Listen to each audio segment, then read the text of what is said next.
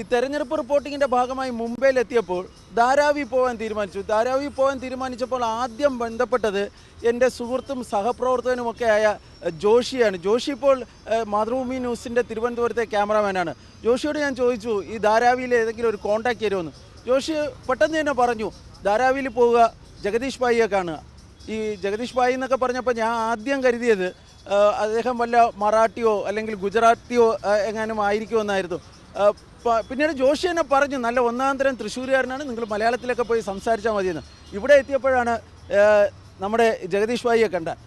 ജഗദീഷ് ഭായി ജോഷി എന്നോട് പറഞ്ഞത് ഈ ധാരാവിയിലെ വലിയൊരു രാഷ്ട്രീയ നേതാവാണെന്നാണ്. എന്താണ് അങ്ങയുടെ രാഷ്ട്രീയം? ഞാൻ ആക്ച്വലി ബിസിനസ്സുകാരനാണ്. ഞാൻ ചെറുതായിട്ട് കോൺട്രാക്റ്റൊക്കെ എടുക്കുന്ന ബ്ലൂ സ്റ്റാറിനും LNTന്നും അതിൽ നിന്നുകൊണ്ട് പിന്നെ നമുക്ക് ചില കമ്പനികൾ പൈസ തരുമായിരുന്നില്ല. അപ്പോൾ പൈസ വസൂലാക്കണമെങ്കിൽ നമ്മൾ പോയി വഴക്കൂടി വെറുതെ പോലീസ് കേസൊക്കെ ആവും.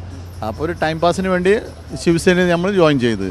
കാരണം ശിവസേന എന്ന് പറഞ്ഞാൽ ബോംബെയിൽ മിക്കവർക്കും ഒരു ചെറിയൊരു ഭയമാണ്. ഇപ്പോഴും ഭയം, പണ്ട് അതിനേക്കാൾ കൂടുതൽ ഭയമായിരുന്നു. അപ്പോൾ അതുകൊണ്ട് മാത്രമാണ് ഞാൻ ശരിക്കും ശിവസേനയിൽ ജോയിൻ ചെയ്തത്. പൈസ നമ്മൾ ജോലി ചെയ്ത പൈസ കിട്ടാൻ വേണ്ടി മാത്രം. ജീവിക്കാൻ വേണ്ടി ശിവസേനയിലെത്തി. അങ്ങനെ ഇപ്പോൾ അതിൽ കൂടെ പിന്നെ ഇവിടുത്തെ ഒരു MLA ഉണ്ടായിരുന്നു, ഇപ്പോഴാൾ MLA ആണ്. അപ്പോൾ ആളെ കൂടെ ജോയിൻ ചെയ്ത് അങ്ങനെ ആൾ എന്നെ ശിവസേന ശാഖാപ്രമുഖാക്കി. ഒരു 10 വർഷം ശാഖാപ്രമുഖായിരുന്നു. അപ്പോൾ പിന്നെ പിന്നത്തെ കോർപ്പറേറ്റർ ഇലക്ഷൻ വന്നപ്പോൾ വാർഡ് ഓപ്പൺ വാർഡായി.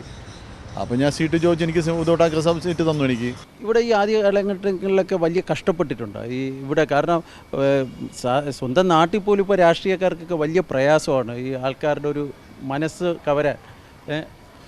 ഇവിടെ അങ്ങനെയൊന്നുമില്ല. ഇവിടെ പാവങ്ങളുടെ അടുത്ത് നമ്മുടെ വാർഡിൽ ആദ്യം പാവങ്ങളാണ്. അവരെ സഹായിച്ചതിന് അവർ ആത്മാർത്ഥത്തോട് നമ്മളെയും സഹായിക്കും. അല്ലാതെ നാട്ടിൽ പോലെ അങ്ങനത്തെ പ്രത്യേകിച്ച് മലയാളികൾ ഈ വാർഡിലില്ല. വളരെ കുറവ് മലയാളികളുള്ളൂ. ധാരാവിയിൽ എത്ര മലയാളികളുണ്ട്? മാക്സിമം ഒരു 10-12 ഫാമിലി. 12 ഫാമിലി ഉള്ളിടത്താണ് ഒരു മലയാളി കൗൺസിലറായി തിരഞ്ഞെടുക്കും. മൊത്തം ധാരാവി ഒരു 10-12 ഫാമിലി ഉണ്ടാവുള്ളൂ. എൻ്റെ വാർഡിലും കൂടി ഒരു 4-5 ഫാമിലി ഉണ്ടാവുള്ളൂ. മലയാളികൾ അധികം ഉണ്ടെങ്കിൽ ഞാൻ ജയിക്കില്ലായിരുന്നു.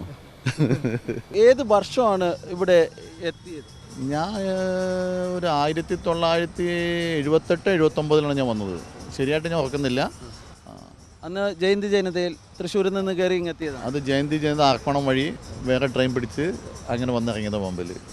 അതിൻ്റെ ഒരു അയൽവക്കക്കാരുണ്ട് ജോസ് എന്ന് പറഞ്ഞിട്ട്, ആ ജോസ് ഏട്ടൻ്റെ കൂടെ ഞാൻ വന്നത് ഇങ്ങോട്ട്. ഞാനൊക്കെ ഈ ധാരാവിയെക്കുറിച്ച് ആദ്യം കേൾക്കുന്ന ഈ അധോലോക നായകന്മാരുടെ സ്ഥലം എന്നൊക്കെയാണ്. ഈ ദാവൂദ് ഇബ്രാഹിം, ഹാജി മസ്താൻ, കരീം ലാല, അങ്ങനെ ഈ മുംബൈ അധോലോകത്തെ അടക്കി വാഴുന്നവരൊക്കെ ഉള്ള ഒരു സ്ഥലമെന്നാണ് പറഞ്ഞു കേട്ടിട്ടുള്ളത്. യഥാർത്ഥത്തിൽ ധാരാവി എന്താണ്? തുടക്കത്തിൽ കുറേ വർഷങ്ങൾക്ക് മുന്നേ ഇങ്ങനെയൊക്കെ ചില ഗുണ്ടായിസം ഉണ്ടായിരുന്നു. പക്ഷെ അത് വെച്ച് ഇപ്പോഴത്തെ കാര്യം വെച്ച് നോക്കുമ്പോൾ അതിനേക്കാളും ഗുണ്ടായിസം ഇപ്പോൾ കൂടുതലാണ് ഇവിടെ ഇപ്പോൾ അന്നൊരു ഗുണ്ട ഉണ്ടായിരുന്നുള്ളൂ ധാരാവിൽ. ഇപ്പം അങ്ങനെയല്ല. ഇപ്പോൾ ഏതൊരു ഏരിയ പോലും അവിടെ ഒരു 10 പേര് കൂടി അവർ ചെറിയൊരു ഗുണ്ടയുണ്ട്. ദാവൂദ് ഇബ്രാഹിം, വരദരാജ മുതലിയാർ, അങ്ങനെ ആരെങ്കിലുമൊക്കെ ഈ കാണുകയോ അടുത്ത് മറ്റേ ഒരു അടുത്ത് പ്രവർത്തിക്കാനൊക്കെ പറ്റിയിട്ടുണ്ട്? വരദരാജ മുതലിയാർ ഞങ്ങളെല്ലാം വർദ്ധഭായി എന്ന് വിളിക്കുള്ളൂ. ആളുടെ ഒരു സ്റ്റുഡിയോ ഉണ്ട് അവിടെ. ഇപ്പോൾ അത് വിറ്റു. ആ സ്റ്റുഡിയോയിൽ ഇടയ്ക്ക് വരും, അവിടെ വെച്ച് പരിചയപ്പെട്ടിട്ടുണ്ട്. ആളുടെ കൂട്ടുകാരെല്ലാം പരിചയപ്പെട്ടിട്ടുണ്ട്. ആളുടെ കീഴിൽ ഒരു രാമസ്വാമി ഉണ്ടായിരുന്നു ധാരാവിൽ.